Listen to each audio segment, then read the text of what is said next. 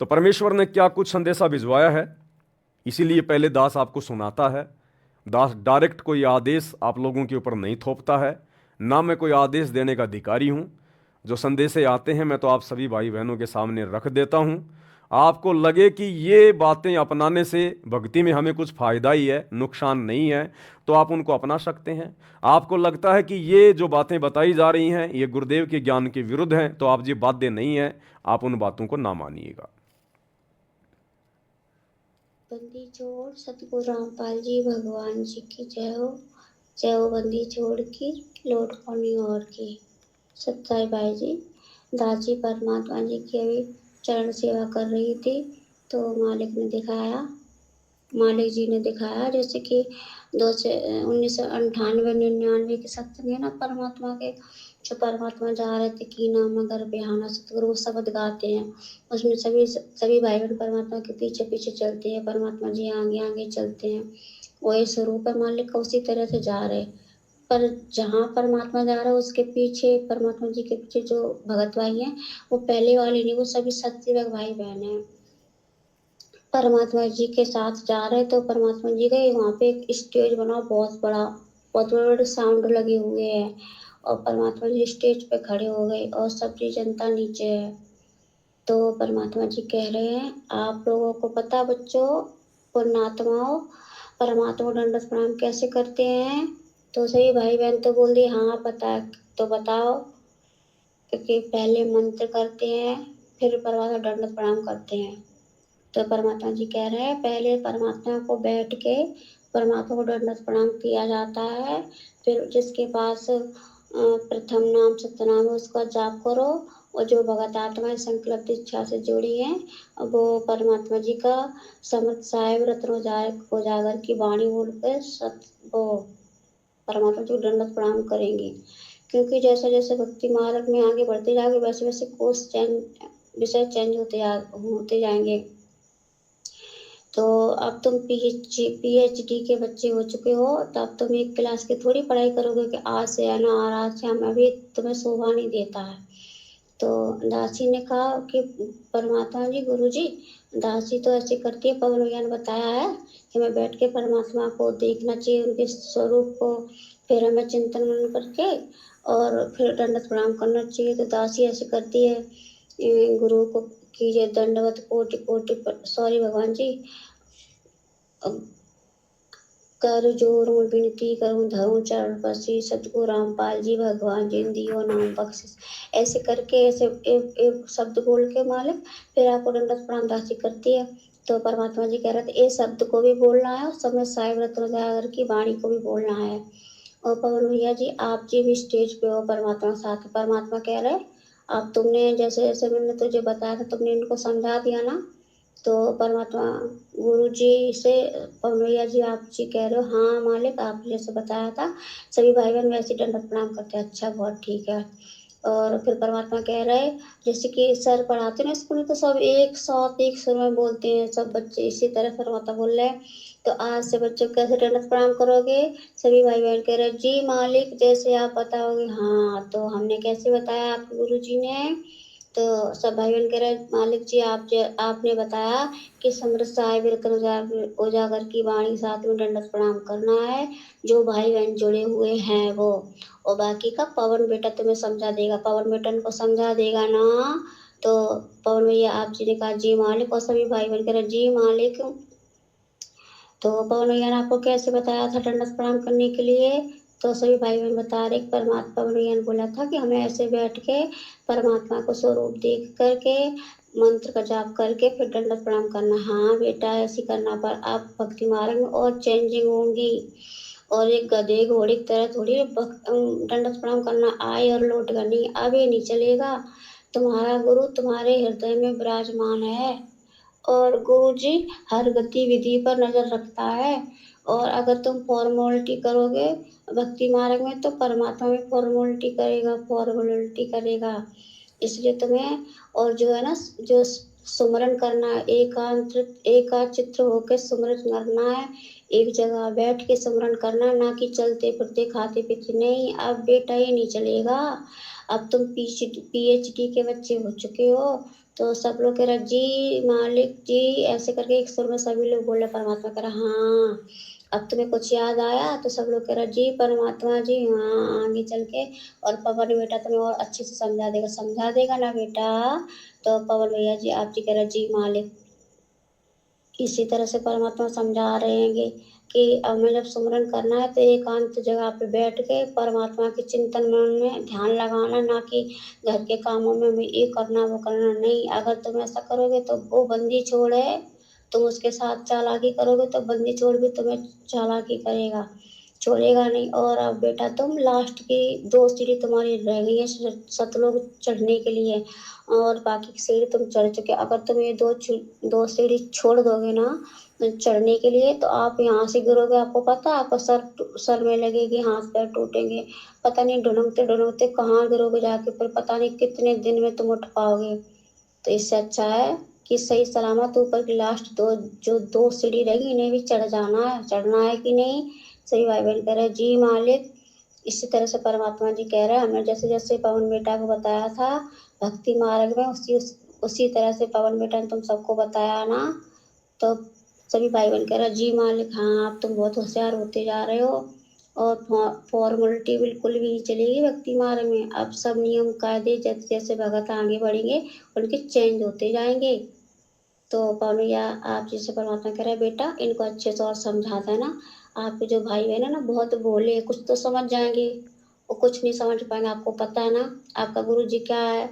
आपका गुरु जी संदेशा कुछ देता है, बताना कुछ चाहता है शॉर्ट में, आप जानते हो ना। तो पवन भैया जी आप जी कह रहे जी मालिक, सर झुका के जी मालिक, अच्छे से इनको समझा देना ताकि ये भक्ति मार्ग को त्रुटि ना करें। और परमात्मा जी इसी तरह से कह रहे बेटा भक्ति मार्ग में तुम्हें दृढ़ता के साथ में आगे बढ़ना है, बिल्कुल भी किसी के देखने में बहकाव में नहीं आना है। समय अब बीतता जा रहा है और तुम्हें जल्दी जल्दी भक्ति मार्ग में आगे बढ़ना है। तो सभी भाई बहन कह रहे हाँ परमात्मा आपकी दया रहेगी, दया करना परमात्मा। तो परमात्मा कह रहे दया करेंगे। देखो अगर तुम्हारा गुरु दुनिया की नज़र में तुम्हारा गुरु जेल में है, पर हकीकत में तो तुम्हें पता है तुम्हारा गुरु तुम्हारे हृदय में विराजमान है। अगर तुम्हारा गुरु तुम्हारे हृदय में विराजमान नहीं हो तो एक काल तुम्हें कच्चा चबा जाए, कच्चा खा जाए, एक पल के लिए तुम्हें नहीं छोड़े। तुम्हारा गुरु एक क्षण के लिए तुम्हें नहीं छोड़ता। जैसे गऊ अपने बच्चे पे नजर रखती है, इसी तरह गुरु तुम्हारा तुम पे नजर रखता है और हृदय में निवास करता है। और हृदय में परमात्मा निवास करता है, वहां पे बैठ के सब गतिविधि पर ध्यान देता है। चालाकी बिल्कुल भी नहीं चलेगी, दिखावा भक्ति मार्ग में बिल्कुल भी नहीं चलेगा। इसी तरह परमात्मा ये सब बता रहे हैं और आपको समझा रहे हैं कि बेटा इन्हें अच्छे से समझा देना। अब आप जो भक्ति मार्ग में जो भी बच्चे हैं अब नियम चेंज होंगे, और जो संकल्प इच्छा से हैं वो ऐसी मतलब परमात्मा दंडवत प्रणाम करेंगे। पहले समरस साहिब की वाणी बोलेंगे फिर दंडवत प्रणाम करेंगे। उससे पहले तो मतलब जो बोलते हैं ना कर जोरों विनती करूं धरूं चरण पर शीश, ये वाणी भी बोलनी है, उसके बाद समरस साई वाली भी बोलनी है। और इस वाणी को पवन बेटा और अच्छे से तुम सबको समझा देगा। इसी तरह से परमात्मा कह के और सबको आशीर्वाद दे के और फिर परमात्मा जी चले गए। और आप जी ने फिर वो मतलब ले ली किताब सी, उसमें आप मतलब सबके नंबर ऐड कर रहे हो, तो लिख रहे हो किस किस को समझाना है किस किस को नहीं। बस इतना ही परमात्मा जी ने दिखाया है। बंदी छोड़ सतगुरु रामपाल जी भगवान जी की जय हो। सच्चाई भाई और बहनों, संदेशा आप सभी ने सुन लिया है। संदेशा परमात्मा की तरफ से है, क्योंकि दास भी ऐसा वैसा कोई संदेशा आप जियों को नहीं देगा जो हमारे किसी मतलब का ना हो। अब ये क्या है भाई और बहनों, परमात्मा चाहते हैं कि जो आत्माएं चुन ली गई हैं, जिन आत्माओं को सेलेक्ट कर लिया गया है सतलोक के लिए साथ संगति से जोड़कर, आने वाला समय खराब है, विनाशकारी है, परेशानी सब पे आएगी। तो उस समय से पहले पहले आत्माओं को और अधिक चार्ज किया जाए, उनको दृढ़ किया जाए। अब आत्मा कैसे दृढ़ होगी, कैसे आत्मा चार्ज होगी? जब सतगुरु रूपी चार्जर लगेगा, सतगुरु हम पे प्रसन्न होगा, खुश होगा, मेहरबान होगा। इन बातां के पाइए कर सतगुरु नजर निहाल, राजी कर सतगुरु रूठे नू। हम लाख जन्म भक्ति कर लें, लाख मालाएं फेर लें, कितना ही दान धर्म कर दें, अगर हमारा सतगुरु हमसे प्रसन्न नहीं हुआ तो हमारी भक्ति व्यर्थ जाएगी। व्यर्थ का मतलब जो भक्ति हमने की है परमात्मा उसका प्रतिफल तो दे देगा, लेकिन मोक्ष नहीं हो पाएगा। तो हमने गुरु को प्रसन्न करना है, खुश करना है, गदगद करना है गुरुदेव भगवान को। नुक्ते ऊपर रीझे गारे करोड़ कर्म जल जाएं तुम्हारे। हमने अब नुक्ते पैदा करने पड़ेंगे, नुक्ते। और इस कलयुग की बिचली पीढ़ी में सबसे बड़ा नुक्ता केवल एक ही है। यदि आपने अपने गुरु को अपने हृदय से, अपनी आत्मा से, मन कर्म वचन से परमात्मा मान लिया, कबीर भगवान मान लिया, अल्लाहों का अल्लाह मान लिया, तो ये परमात्मा आपके ऊपर अति प्रसन्न होगा, गदगद होगा, गदगद। तो बात करते हैं आज के इस संदेश की जो परमात्मा ने जूली बहन के माध्यम से भिजवाया है। परमात्मा ने कहा कि बच्चों तुम कैसे दंडवत करते हो।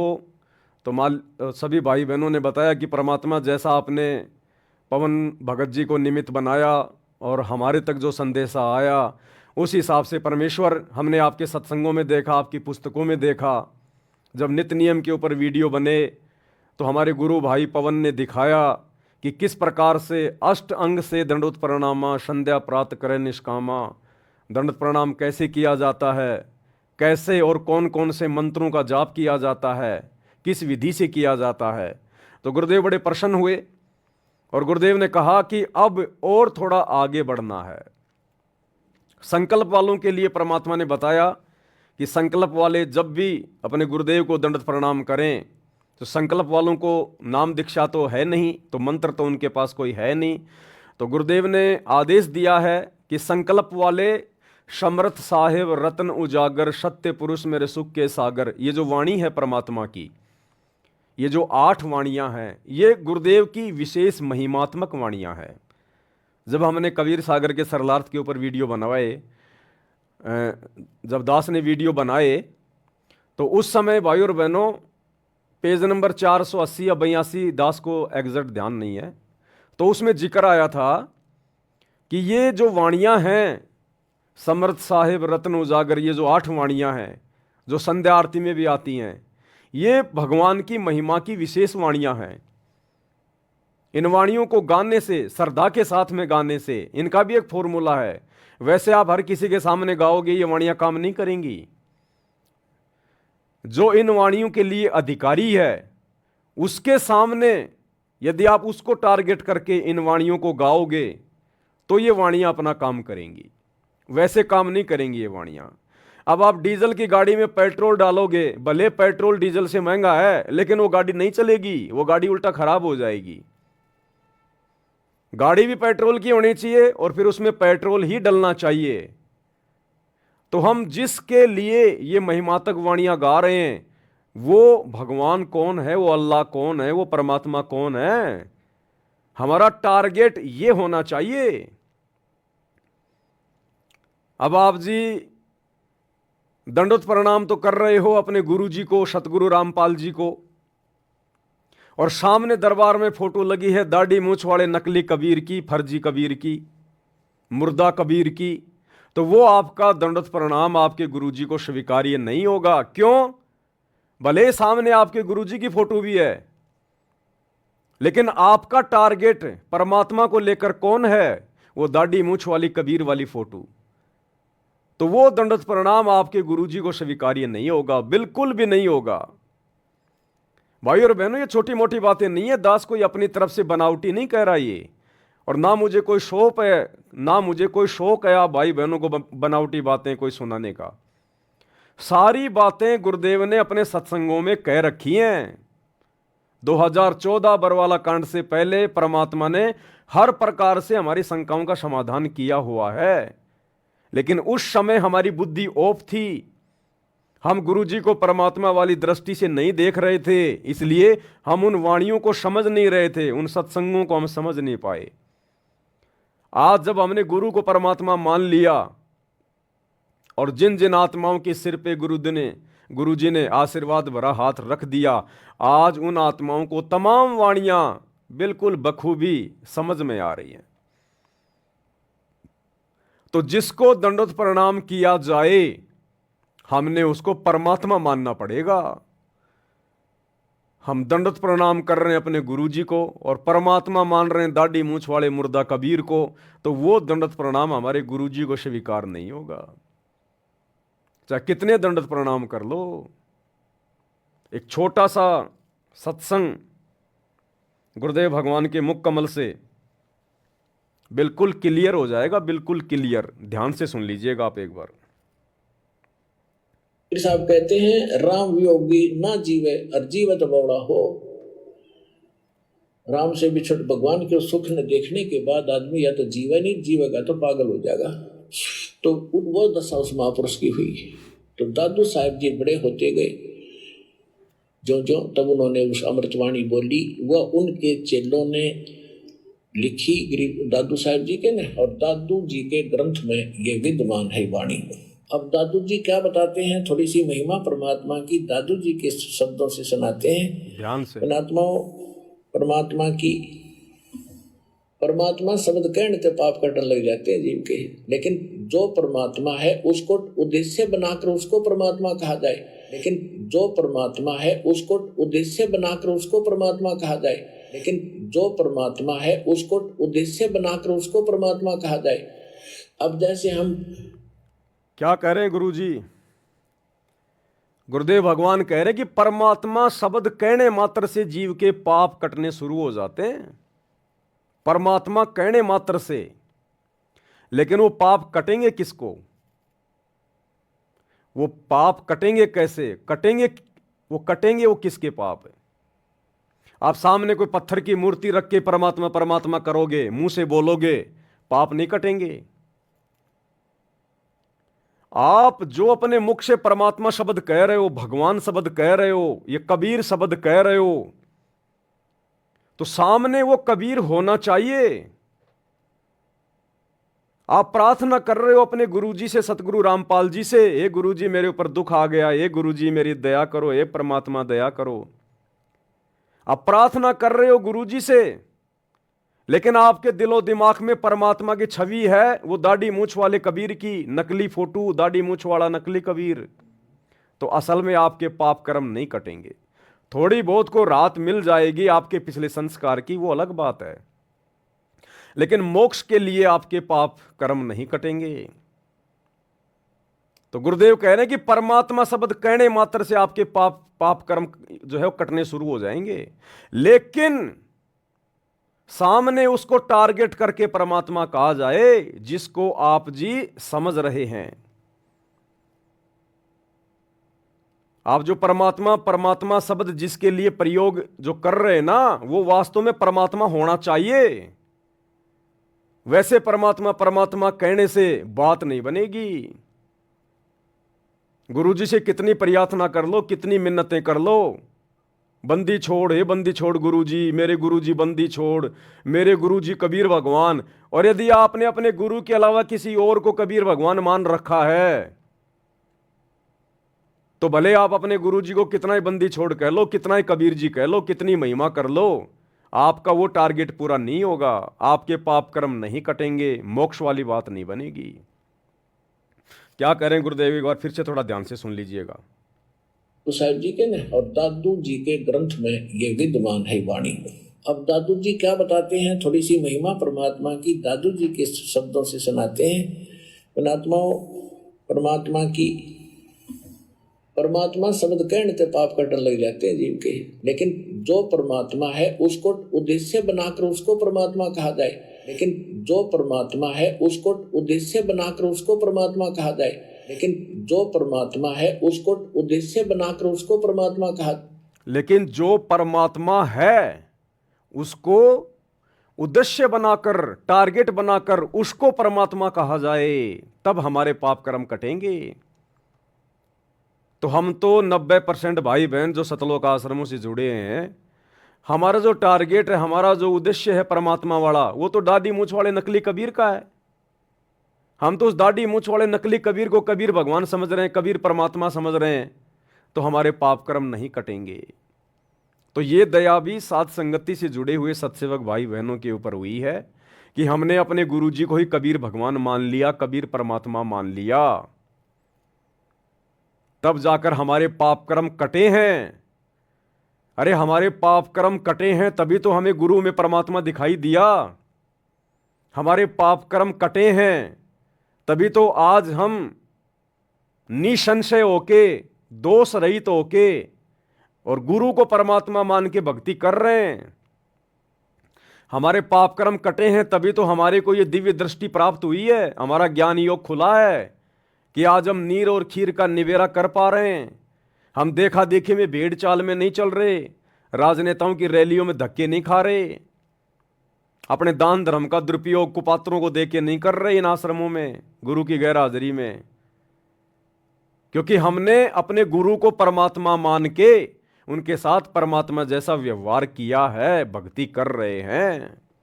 तब जाकर हमारे अंदर वो खौफ, वो डर, वो भय पैदा हुआ है कि असल में कबीर, असल में परमात्मा तो तेरा गुरु है जो धरती पे प्रकट है, और गलतियां कर दी तो छिपने के लिए कहीं जगह नहीं मिलेगी। तभी तो आज इतनी बड़ी रजा हुई है। ये साध संगति मिशन आज इतने साफ सुथरे तरीके से दिन ब दिन आगे की ओर बढ़ रहा है। परमात्मा की आत्माएं निर्विकार हो रही हैं, गुरु को परमात्मा मान के सारी क्रिया कर रहे हैं। तभी तो हम काम, क्रोध, लोभ, मोह, अहंकार जैसी भयंकर महाबीमारियों से दूर हो रहे हैं। तो ये दया आप और हम सत्सेवक भाई बहनों के ऊपर। तो अब जो आदेश है जो गुरुदेव भगवान का, और ये बिल्कुल सही है भाई और बहनों, हमने तो अपने भाव को, अपने श्रद्धा को निरंतर आगे की ओर बढ़ाते हुए चलना है। तो वैसे तो सभी भाई बहन विधि विधान से ही दंडवत प्रणाम करते हैं, इसमें कोई दो राय नहीं है, कोई संशय नहीं है, जैसा गुरुदेव ने सत्संगों में बताया, अपनी पुस्तकों में लिखा। लेकिन हमने तो परमात्मा को रिझाना है, प्रसन्न करना है। तो अब हम सभी भाई बहन क्या करेंगे? ये कोई आदेश नहीं है, इसको कोई आदेश ना समझे।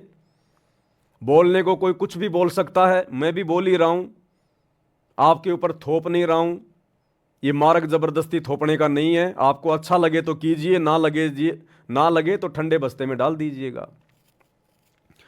अब हम सभी भगत भाई बहन, क्योंकि हमें पता चल गया कि गुरु क्या है, गुरु स्वयं अल्लाहु अकबर, अल्लाहु कबीर है, ये भगवानों का भगवान है। तो अब हम सभी भगत भाई बहन जब भी अपने गुरुदेव भगवान को दंडवत प्रणाम करें, दरबार साहिब में या कहीं भी किसी भगत के घर पर जाकर करें, साथ संगति में करें, हम कहीं भी अपने गुरुदेव भगवान को दंडवत प्रणाम करें, तो सर्वप्रथम हम दरबार साहिब के सामने खड़े होके आधीनी के साथ में, गर्दन नीची करके आधीनी के साथ में, सबसे पहले हम अपने गुरुदेव भगवान की महिमा करेंगे। सबसे पहले 8 वाणियां हम बिल्कुल इत्मीनान से, शांति से, कोई जल्दबाजी नहीं होनी चाहिए, कोई हड़बड़ी नहीं होनी चाहिए। अगर कोई अर्जेंट काम है तो पहले वो काम कर लो अपना। परमात्मा वाला काम बिल्कुल शांति से करेंगे, आराम से करेंगे, क्योंकि हमें पता है कि जो हम दंडवत प्रणाम करने जा रहे हैं वो एक यज्ञ है, एक अश्वमेघ यज्ञ। जो अश्वमेघ यज्ञ पांडवों ने द्वापर में की थी, उसमें कितना कितना घी, कितना कितना सामान लगता है। उस अश्वमेघ यज्ञ का फल यदि हमें चाहिए वास्तव में मोक्ष के लिए, तो हमने विधिवत अपने गुरुदेव भगवान को दंडवत प्रणाम करना पड़ेगा। और उस एक अश्वमेघ यज्ञ को सफल करने के लिए द्वापर में पांडवों ने अरबों खरबों रुपए बर्बाद कर दिए, अरबों खरबों रुपए। और उसको सफल करवाने के लिए जब शंख नहीं बजा तो 5 पांडव, वो दिल्ली का राजा युधिष्ठिर भी नंगे पांव सुपच सुदर्शन की झोपड़ी में गया, नंगे पैर जाकर दंडवत प्रणाम किया उस एक यज्ञ को सफल करवाने के लिए। और वो अश्वमेघ यज्ञ का फल हमें मात्र 1 मिनट में मिल रहा है, मात्र 1 मिनट में। तो क्या 1 मिनट के लिए हम शांति नहीं रख सकते? अपने आप को दुनिया भर की चिंताओं से, 100 प्रकार के काम धंधों के टेंशन से दूर नहीं कर सकते? हमने तो सब कुछ सोचना विचारना बंद कर देना चाहिए जब हम अपने गुरुदेव भगवान को दंडवत प्रणाम करें, क्योंकि सारे कार्य तो उन्हीं से हो रहे हैं। बिगड़ भी गया तो संभालने वाला भी वही है। और सच्ची श्रद्धा से गुरु को दंडवत करने वाले के काम बिगड़ते भी नहीं हैं। तो वैसे तो हम सभी भगत भाई बहन सुबह उठते ही सबसे पहले मंगलाचरण करते हैं, फिर समर्थ साहिब रतन उजागर ये 8 वाणियां बोलते हैं। ये तो हमारा रूटीन है, ये तो रहेगा, इसमें तो कोई दिक्कत नहीं है, कोई दो राय नहीं है। लेकिन जब हम दरबार साहिब में जाएं दंडवत प्रणाम करने के लिए, तो अब हम सभी भगत भाई बहनों ने क्या करना है आगे से, अपने गुरु जी को प्रसन्न करने के लिए, रिझाने के लिए, और हमारे भाव भी बनेंगे। परमात्मा यही तो चाहते हैं, इनके भाव बने, इनकी श्रद्धा बने, इनके अंदर गुरु जी के प्रति प्रेम और ज़्यादा बढ़े। क्योंकि बिना प्रेम के हम सतलोक जा नहीं पाएंगे। बिना प्रेम पावे नहीं चाहे करोड़ समाधि ला, प्रेम केवल अपने गुरु जी में। तो अब हम जब भी दंडवत प्रणाम करें दरबार साहिब में या कहीं भी, तो सबसे पहले हम दरबार साहिब में जाके हाथ जोड़ के खड़े हों आधीन भाव से, और उसके बाद ये 8 वाणियां हम सभी भगत भाई बहन खड़े होके गाएंगे।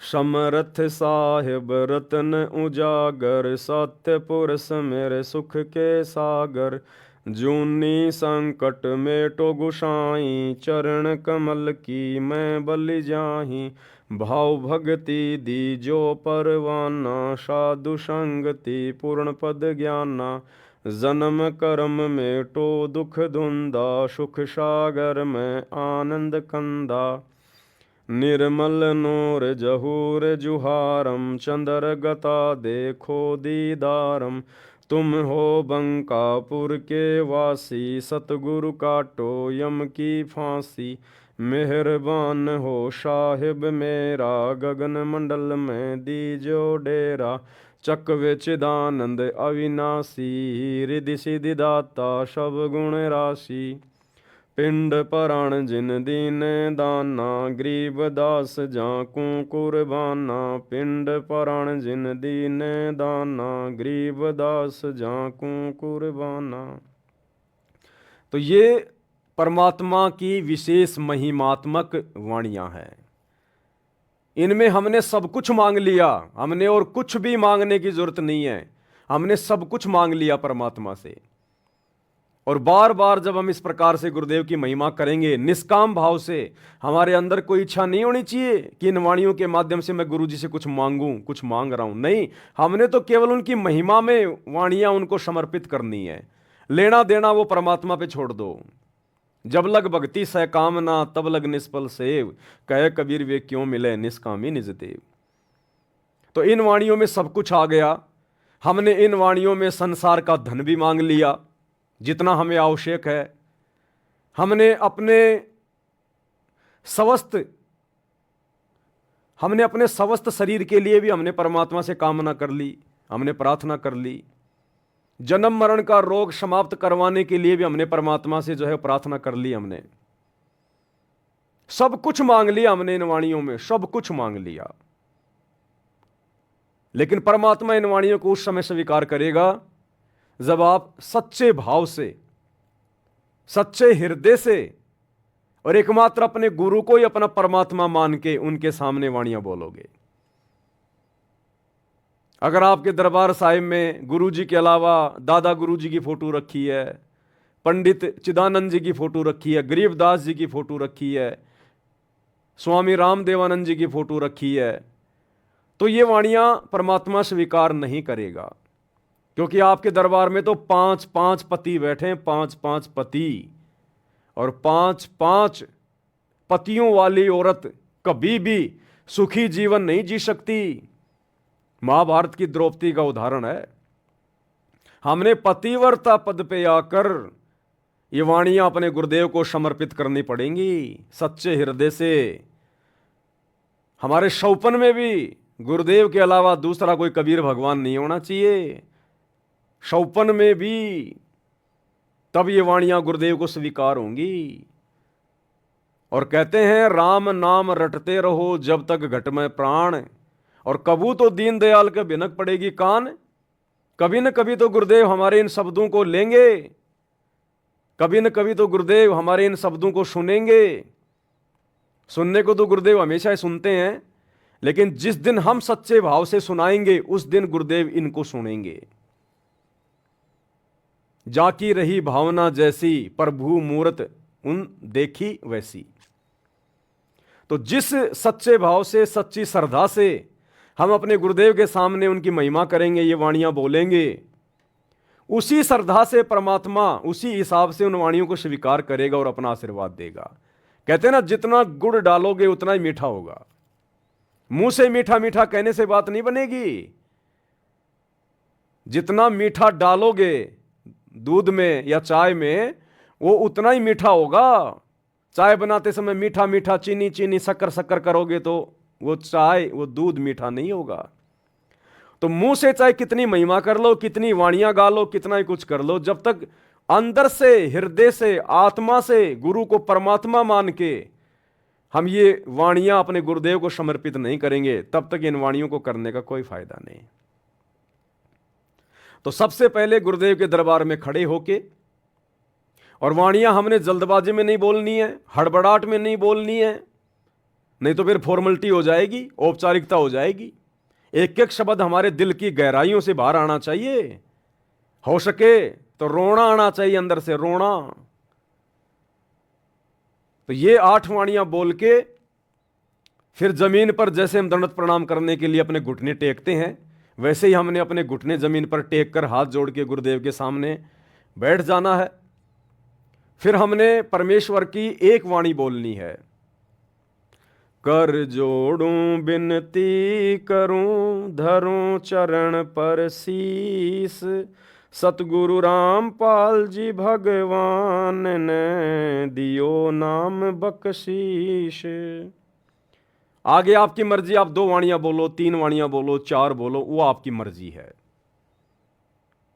और उसके बाद वही विधि है दंडवत प्रणाम करने की। खुली आंखों से पहले गुरुदेव भगवान के दर्शन करो, फिर जो भी आपको सुमरण मिला हुआ है, जो मंत्र आपको मिला हुआ है, उस मंत्र का 1 या 2 जाप करो, फिर गुरुदेव के दर्शन करो, उसके बाद फिर दंडवत प्रणाम करो। जो संकल्प दीक्षा वाले भाई बहन हैं, वो केवल खड़े खड़े परमात्मा का समर्थ साहिब रत्न उजागर ये वाणियां बोल के, और नीचे जमीन पे फिर घुटने टेक के, और कर जोड़ू विनती करूं, धरूं चरण पर शीस, सतगुरु रामपाल जी परमेश्वर जी ने दियो नाम बख्शीश।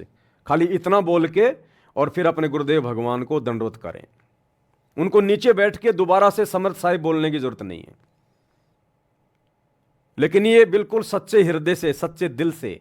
क्योंकि देखो भाई और बहनों, इसमें कोई नुकसान वाली बात नहीं है, ये ऐसा कोई ज्ञान विरुद्ध कोई संदेश नहीं है। ये तो हमारे भगवान की वाणी है, उनकी महिमा की वाणियां हैं। हम दंडवत प्रणाम करने से पहले जितना अपने गुरुदेव को रिझाएं, प्रसन्न करें, अच्छी बात है। तो इससे क्या होगा, पहले तो हम जाते थे दरबार में, मंत्र का सुमरण किया, दंडवत किया, खड़े हो गए। अब गुरुदेव भगवान ये देखेगा कि ये सच्चे भाव से कर रहे हैं नहीं कर रहे हैं, इनके अंदर थोड़ा बहुत कोई ठहराव है या नहीं है, ये अंदर से भावित होके श्रद्धा से दंडवत कर रहे हैं नहीं कर रहे हैं। जैसे बहुत सारे लोग कहते, अरे भगत जी 2 मिनट रुक जाओ, बस 2 मिनट, मैं अभी गुरु जी को दंडवत करके आया। अब वो दौड़ के जाएगा, फटाफट दंडवत करेगा और दौड़ के वापस भाग लेगा, वो हो गई फॉर्मेलिटी। तो परमात्मा भी ये चाहता है कि तुम सारे कार्यों को सेकंड नंबर पे ले लो। जितने भी कार्य हैं संसार में, चाहे तुम्हारा कितना बड़ा धंधा है, कितना बड़ा बिजनेस है, चाहे तुम्हारी ट्रेन छूट रही है, चाहे तुम्हारी वो प्लेन छूट रही है, सबसे पहले अपने गुरुदेव भगवान को जब भी दंडवत करो तो बिल्कुल सारी चिंताओं को समाप्त करके, जीवित मर के कि मैं तो मर गया बस, अब मरने के बाद में ना आदमी को कोई अपनी ट्रेन की टेंशन, ना कोई प्लेन की टेंशन, ना कोई काम धंधे की टेंशन, ना कोई दुनियादारी की टेंशन। और कितना टाइम लगेगा इस प्रोसीजर में? मुश्किल से 2 मिनट, मुश्किल से 2-1 मिनट लगेंगी। तो इस प्रकार से हम गुरुदेव भगवान को दंडवत प्रणाम करना शुरू करें। ये सबके अपने अपने विवेक पे, अपने अपनी बुद्धि स्तर पे। भाई दास की तरफ से किसी को कोई आदेश नहीं है, जबरदस्ती का कोई थोपा नहीं जा रहा है। जिसको अच्छा लगे करे, जिसको अच्छा ना लगे, जैसा वो पहले कर रहा अपना वैसा करता रहे। तो ये जूली बहन के माध्यम से परमात्मा ने एक छोटा सा संदेशा भिजवाया था, जो आप सभी भगत भाई बहनों को देना आवश्यक था। क्योंकि दास के पास 2 दिन पहले ऑडियो आई थी, तो 2 दिन से पहले दास ने किया और दास की आत्मा ने स्वीकार किया कि वास्तव में होना चाहिए। अब हमारा टारगेट क्या है, हमारा मकसद क्या है? अरे कोई गरीब आदमी किसी सेठ साहूकार से, किसी बनिए से अगर 5-10 हज़ार रुपये अगर ब्याज पे भी लेने जाता ना, ब्याज पे भी आराम में नहीं ला रहा, फ्री में नहीं ला रहा, ब्याज पे, वो भी पहले जाके डायरेक्ट पैसे नहीं मांगता कि सेठ जी देना 5,000 रुपये। ना ना ना ना ना, सेठ जी कैसे हो, बढ़िया है, बाल बच्चे सब ठीक है ना, और सेठ जी हमारे लायक कोई सेवा हो तो बताओ सेठ जी। तो पहले उसकी वो खुशामदी करेगा, जिससे वो पैसे लेने जा रहा है, पहले उसको प्रसन्न करेगा, उसको रिझाएगा, उसकी तारीफ करेगा, और उसके बाद कहेगा जी ये छोटी सी अर्ज, छोटी सी विनती थी आपसे। हाँ भाई बोलो सेठ जी, 5-1 हज़ार रुपये की सख्त जरूरत थी, बच्चे की फीस में थोड़े कम पड़ गए, अगले महीने मैं आपका लौटा दूंगा ब्याज समेत। तो वो सेठ आपको मना नहीं करेगा, क्योंकि आपने पहले उसकी बड़ाई करी है, आपने उसके हालचाल पूछे हैं, और उसके बाद आपने उससे पैसे मांगे। और ये कदे सेठ जी देना 5,000 रुपये, जैसे उसने सेठ जी के पास में रखे हुए थे कि सेठ जी तुरंत दे देगा, ले जा। तो मांगने का भी तरीका होता है। जैसे परमात्मा ने बताया ना, परमात्मा गुरुदेव भगवान ने बताया कि पहले गांव में ये वीसीआर चले थे, वीसीआर, ये फिल्में देखा करते थे, रात को 2-3 फिल्में ले आते थे, पूरी रात उनको आंख फाड़ के देखा करते थे। तो जब किसी का टीवी वगैरह खराब हो जाता था तो वो क्या करता, अपने पड़ोसी के पास जाता, और पड़ोसी के पास जाके पहले उससे हालचाल पूछता, और जी कैसे हो, सब ठीक हैं, बाल बच्चे सब मौज में, काम धंधा सब ठीक चल रहा है ना, अच्छा अच्छा, बाकी सब मालिक की दया है ना, अच्छा अच्छा। फिर बोलता वो जिस काम के लिए आए वो काम बाद में बोलता कि जी आपसे थोड़ी सी एक रिक्वेस्ट थी। क्या बात भाई? अजी वो क्या कि हमारा टीवी हो गया खराब, और बच्चे क्या कि कोई फिल्म वगैरह लेके आए हैं कोई हैं, अगर आपका टीवी अगर आप 2-4 घंटे के लिए अगर दे दो तो बच्चे थोड़ा देख लेंगे। तो गुरुदेव कहते हैं अगर आप इस प्रकार से विनती करोगे, प्रार्थना करोगे ना, अगर उसका खराब होगा ना तो भी पड़ोसी का लाके दे देगा। इतना मीठा बोलोगे, इतना प्यार से बोलोगे। और एक जातक है, ओए तुम्हारा टीवी दे दो ना तुम्हारा, तो वो अगर होगा तो भी मना कर देगा, हमारा तो खराब हो गया, हमारे के तो आई सी फूक गई, हमारा टीवी काम नहीं कर रहा अभी 4 दिन से। तो इसी प्रकार भाई और बहनों, हमने अब जाते दंडत नहीं मारना, जाते लंबा नहीं लेटना, हमने ठहराव, गुरुदेव को प्रसन्न करें, गुरुदेव को हम ये विश्वास दिलाएं कि परमात्मा आपसे बढ़कर हमारे लिए और कोई नहीं है, आपकी भक्ति से बढ़कर अब हमारे जीवन में और किसी काम के लिए कोई हड़बड़ी नहीं है, आप हमारे लिए प्रथम हैं, सर्वोपरि हैं। तो अब हमने गुरुदेव को विश्वास भी दिलाना है कि हम खाली देखा देखी में कर रहे हैं या वास्तव में हमारे अंदर वो भाव श्रद्धा भी है कि नहीं है। तो इस प्रकार से हमने अपने गुरुदेव भगवान की गैर हाजिरी में, ध्यान रखना भाइयों और बहनों, ये जो दंडवत प्रणाम करने की विधि है ये केवल गुरुदेव की गैर हाजिरी में। अगर गुरुजी साक्षात सामने खड़े हैं प्रत्यक्ष, तो फिर हमने समर्थ साहिब वाला शब्द नहीं बोलना, फिर हमने टाइम नहीं लगाना ज्यादा। अगर गुरुजी सामने खड़े, प्रत्यक्ष खड़े, जैसे हम कभी आश्रम में गए, सामने गुरुदेव हैं, या अचानक से आपके घर पे आ गए गुरुजी, तो फिर आपने खड़े होके 2 मिनट वाणियां नहीं बोलनी। गुरुजी को हमने वेट नहीं करवाना, इंतजार नहीं करवाना, क्योंकि गुरुजी प्रत्यक्ष में खड़े हैं। उस समय हमने तुरंत जमीन पर घुटने टेक देने हैं, और जो भी आपको 1 या 2 मंत्र मिला हुआ है तुरंत उसका जाप करें और तुरंत गुरुदेव को दंडवत प्रणाम करें। अगर गुरुदेव सामने खड़े हैं, प्रत्यक्ष खड़े हैं, तो फिर हमने बहुत ही शॉर्ट में दंडवत करना है, बहुत ही शॉर्ट में, ताकि हमारे कारण हमारे गुरुदेव को खड़ा ना रहना पड़े। और गुरुदेव की गैर हाजिरी में हमने इस प्रकार से दंडवत प्रणाम करना है। जो अभी परमात्मा ने जूली बहन के माध्यम से ऑडियो भिजवाई है। शांति से, इत्मीनान से, धैर्य के साथ में समरस साहिब रत्न उजागर ये 8 वाणियां जमीन पे घुटने टेकिए, प्यार प्रेम से आदीनी भाव से गुरुदेव के लिए 1-2 वाणियां बोलिए। जो भी आपका मन करे, जो भी आपकी इच्छा करे, जरूरी नहीं है कि खाली वो ही बोलनी है कि भैया कर जोड़ूं विनती करूं। जो भी वाणियां आपके अंदर से, जो भी वाणियां निकल जाएं वही वाणियां बोल दो, 2, 4, 5 आपकी इच्छा। और उसके बाद आराम से अपना मंत्र का सुमरण करते हुए अपने गुरुदेव भगवान को दंडवत प्रणाम करें। यह गुरुदेव की गैर हाजिरी की प्रोसीजर है। गुरुदेव की गैर हाजिरी में हम चाहे आश्रमों में जाएं, चाहे कहीं भी जाएं। मान लीजिए गुरु जी आश्रम में हैं, अब ये तो है नहीं कि हम आश्रम में गए, गुरु जी हमारे को सामने मिलेंगे खड़े। तो आश्रम में जाएंगे, दंडवत प्रणाम स्थल पे जाएंगे, वहां जब दंडवत करेंगे तो वहां भी हमने इसी प्रकार से शांति से, धैर्य से, इत्मीनान के साथ 8 वाणियां बोल के हमने दंडवत प्रणाम करना है। हाँ, आश्रम में अगर गुरुजी हमारे सामने खड़े हैं और हमें दंडवत प्रणाम करने का मौका मिल गया तो हमने तुरंत दंडवत करना है।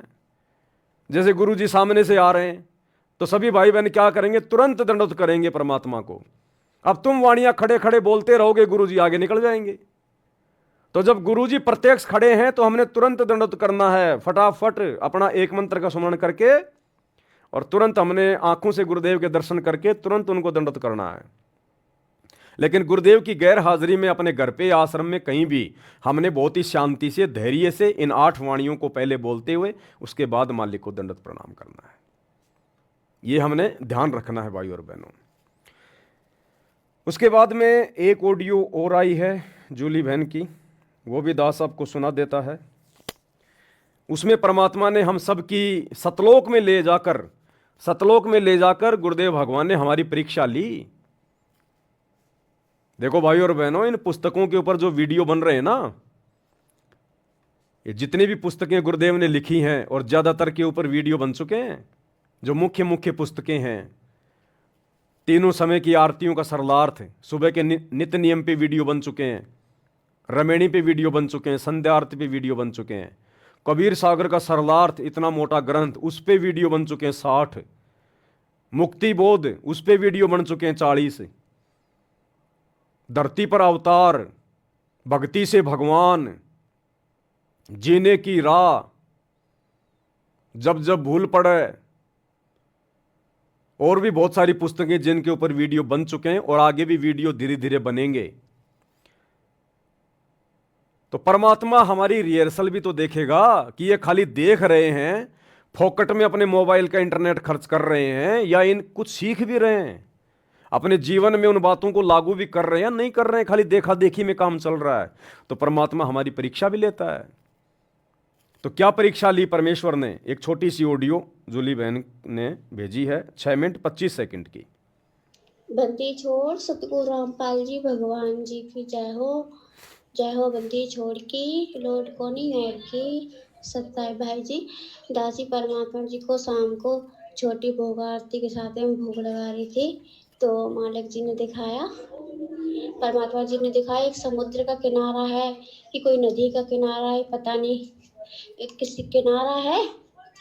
वहाँ पे परमात्मा बैठे, एक पत्थर पड़ा है, उसके ऊपर पद्म आसन के साथ में बैठे हुए हैं, जैसे नीली वाली फोटो में बैठे हैं इसी तरह से। और उस जो पानी भरा ना, नदी है, उसी में से बहुत सारे कछुआ निकल के परमात्मा की तरफ जा रहे हैं। बहुत सारे लाखों करोड़ों अरबों को ऐसी संख्या में होंगे, बहुत सारे कछुआ जा रहे हैं। सभी लोग परमात्मा की तरफ बढ़ते जा रहे हैं और सभी लोग जहाँ परमात्मा बैठे, परमात्मा उन्हें देख के मुस्कुरा रहे हैं। और जब सारे कछुआ जाकर वहाँ खड़े हो गए तो परमात्मा जी कह रहे कि हमें यही देखना था, तुम संसारी रूप संसार में रह करके इसी तरह आप सभी लोगों ने परमात्मा की भक्ति करी। क्योंकि हमें जब परिस्थितियां खराब होती नजर आती है तो हमें कछुए की तरह रहना चाहिए। कछुआ के ऊपर जब कोई आपत्ति आती है तो अपने आप में अंदर से मिट जाता है, और जब आपत्ति खत्म हो जाती है तो अपने आप को बाहर आ जाता है। इसी तरह से आप लोगों ने किया बहुत अच्छे। पे परमात्मा ने ऐसे हाथ के आशीर्वाद दिया तो हम सभी भाई बहन है ना मनुष्य रूप में आ गए। और एक सबसे बड़ा कछुआ था, सबसे बड़ा आगे चल रहा था। जब परमात्मा ने आशीर्वाद दिया तो वो सबसे बड़ा कछुआ जो था ना वो पवन भैया जी आप जी थे। तो सबसे आगे आप थे, फिर बाकी के सारे भाई बहन पीछे थे। फिर सभी लोग है ना आगे चल के पर और एक तरफ से दिखाया परमात्मा ने, एक तरफ से दलदल सा भरा है, दलदल सा। उसी दलदल से भी कछुआ निकल के आ रहे हैं। वो तो ऐसी मिट्टी में सने हैं, गंदे से हैं। और जो पानी में से निकल के आ रहे हैं वो एकदम साफ और अच्छे हैं, बहुत चमक मार रहे हैं कछुआ, वो जो अच्छे से पानी से निकल के आ रहे हैं। फिर परमात्मा ने आशीर्वाद दिया, सारे मनुष्य बन गए, सभी सब सेवक भाई बहन बन गए। फिर परमात्मा ने इशारा किया, एक दूसरे तरफ समुद्र है, उधर एक नाव है। नाव स्पीकर वाली होती, कौन सी दासी को कहना भी नहीं आता, पता नहीं कौन सी होती, वो चलती इंजन से। इसी तरह की वो नाव है जो खेवट वाली होती, वो नाव नहीं है, क्योंकि वो तो नाव समुद्र की लहरों में डूब जाएगी, पार हो ही नहीं पाएगी। उसी नाव में परमात्मा सभी भाई बहनों को बिठा लिया, फिर से उन सबको कछुआ बना दिया, सब लोग कछुआ के रूप में आ गए। और जो गंदे कछुआ थे उनके कारण एक दूसरी नाव है और उसमें बैठ गए। परमात्मा कह रहा है तुम्हारा इस युग में तो उद्धार होगा नहीं, अगले युग में तुम्हें देखेंगे। तो उनको दूसरे नाव में बिठा दिया। वो उनके साथ में कोई और एक खेवट को खे रहा है, कहीं इधर उल्टा मार जाती कि उधर घूम जाती है, अल्ट पलट कर रही इस तरह से। और जिस नाव में हम बैठे स्पीकर वाली जो कौन सी भी होती जो भी हो, वो एकदम तेज परमात्मा ने उसको स्पीड में चला रहा है, एकदम लहरों से उठाते हुए लहजा चली जा रही है नाव, खूब लहरों ऊपर ऊपर उछल रही है, पानी की लहरें समुद्र की खूब तेज तेज है। और परमात्मा बिल्कुल डर गए, हम सभी भाई बहन जितने ना कछुआ रूप में सब परमात्मा की महिमा शब्द गाते हुए जा रहे हैं। फिर आगे निकल गए, फिर वहां पे एक दूसरी दुनिया है। और समुद्र से आगे गए, वहां पे वहां की जमीन अलग है, वहां की हरियाली अलग है। फिर वहां पे किनारा है, जाके परमात्मा ने वो रोका उस नाव को, जो जो होती इंजन वाली उसको। फिर सारे भाई बहन उसमें से मतलब कछुआ बन करके उतरे, कछुआ बन करके उतरे। और वहां पर जब हम अंदर को गए, बहुत हरियाली बहुत है, वहां पे भी एक परम पिता परमात्मा सतगुरु रामपाल जी अपने दूसरे रूप में वहां पे विराजमान है। और हम जब सब लोग पहुंचे तो परमात्मा ने आशीर्वाद दिया, तो हम सब लोग फिर मनुष्य बन गए। तो परमात्मा जी कह रहे जो दूसरे परमात्मा रूप में बैठे हैं ना, वहाँ पे वो हरियाली सी है, वहाँ पे एकदम चट्टान, वहाँ के घर और सोने के बने बहुत अच्छी जगह है वहाँ पे। सतलोक ही होगा और क्या होगा, और सतलोक से तो कोई सुंदर जगह हो ही नहीं सकती है। तो हम सब लोग उतर के गए तो परमात्मा जी हम हमें कह रहे हैं कि बेटा जाओ, ये तुम्हारा सामने भगवान बैठा, यानी परमात्मा का दूसरा रूप है, वही जो यहाँ पे है, वही आसन पर विराजमान है। बेट कह रहे जाओ अपने परमात्मा को दंडवत प्रणाम करो। और परमात्मा जी कह रहे हैं अपने दूसरे रूप में कि मालिक आपका दास, आपका कुत्ता आपके बच्चों को ले आया। तो वो खूब खुश हो रहे हैं। और हमसे सभी भाई बहनों से परमात्मा जी कह रहे हैं बेटा है ना दंडवत प्रणाम करो, ये तुम्हारे गुरु, हम तो इनके दास दास थे। फिर हम सभी भाई बहनों ने सब लोगों ने परमात्मा की तरफ देखा, जो हमारे साथ में सतगुरु रामपाल जी भगवान गए थे, हमने उनको दंडवत प्रणाम किया। जो परमात्मा का दूसरा रूप उस बैठा था ना वहाँ पे सिंहासन, उसको मैं दंडवत प्रणाम नहीं किया। हमने हमारे गुरु जी से कहा कि हे परमात्मा, आप हमारे सर्वशक्तिमान अंतर्यामी परमात्मा, आप ही हमारे सतगुरु हो, आप ही हमारे भगवान हो, आप ही हमारे पिता हो, आप ही पूर्ण ब्रह्म परमेश्वर हो। और हम आपको जानते हैं, हम इनको नहीं जानते। आप अपने कितने भी रूप बना लो, हमारे लिए वो मायने नहीं रखते। हमारे लिए वो रूप मायने रखता है जो आप जिस रूप में आपने हमें दीक्षा दी, हमें इस दलदल से, इस गंदगी से निकाला, हमें भक्ति दी, हमें मर्यादा में रह के भक्ति करा, इसलिए हमारे गुरु जी आप हो। और हम सभी भाई बहनों ने जो दूसरा रूप था उसको दंडवत प्रणाम नहीं किया। जो हमारे साथ में सतगुरु रामपाल जी भगवान जी गए थे, हमने उनको दंडवत प्रणाम किया। परमात्मा इससे खूब खुश हुए और सबको सीने से लगा लिया। परमात्मा ने कहा ये तुम्हारी आखिरी और लास्ट परीक्षा थी, हमें ये देखना था कि तुम किस रूप को दंडवत प्रणाम करोगे। तुम पास हुए, अब तुम यहाँ मौज करो, अपने आजीवन हमेशा हमेशा के लिए यहाँ तक रहो, तुम्हारा निवास हो चुका है। और फिर वो जो परमात्मा का रूप हमारे साथ यहाँ से गया था, वो वाला रूप जो वहाँ पे जो बैठा हुआ था सिंहासन पे, उसमें समा गया। फिर वो परमात्मा को खुश खुश होने लगे। हमने कहा अभी सभी भाई बहन हैं, आप सभी लोग कह रहे हैं हमारे गुरु जी हैं जो हमारे साथ में, बस हम उन्हीं को मानते हैं, आप कितने भी अपने रूप बना लो, पर हम उसको नहीं मानेंगे, हम उसको मानेंगे जो हमारे साथ था। बस परमात्मा ने इतना दिखाया। बंदी छोड़, सतगुरु रामपाल जी भगवान जी की जय हो। तो वो ऑडियो आपने सुनी भाई और बहनों। देखो लास्ट में भी हमारी परीक्षा होगी, अंत में भी, कि हमने गुरु जी को क्या मान रखा है।